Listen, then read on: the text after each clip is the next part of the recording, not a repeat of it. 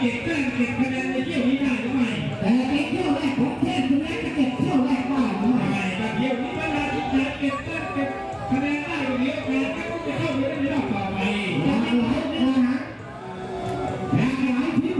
งานครับเทพสุริยะแต่ถ้าเที่ยวนี้เทพพญาชิงไทยพลาดท่าก็ต้องไปวัดดูว่าเทพสุริยะไปอยู่ในเที่ยวที่ไหนล่ะโดยว่าที่ภายเมืองมังกรนครสวรรค์มีมาวัดป้องกันป้องเห็นหลายไปเหมือนกัน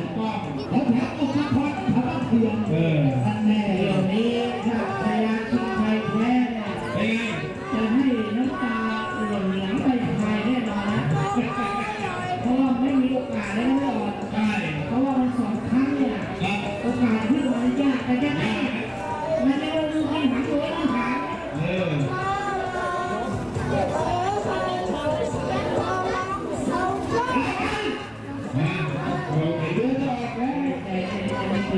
ภาคไปมีหน้าที่ภาคไปลูกพี่กำลังหาตังค์ให้แจ้งเลย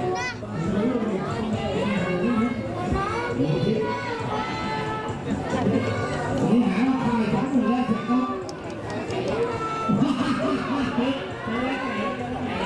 ขอบคุณนะทีมงานเจอผู้ใจบุญด้วยครับดูแลทีมงานปีก่อนปีนี้แล้วบวกให้10 ปีผู้ที่เบื้องหลังในการสนับสนุนอาวุธทีมภาคและผู้บรรยายในทั่วประเทศทีมงานเอาทีมอาวุธและเสียงสองสุขสงครามในนามทีมเรือยิ่งใหญ่มากในขณะนี้พระมงคลนาวาวัดมงคลนิมิตวัดมงคลนิมิตเป็นพระผู้เป็นนั่นเลย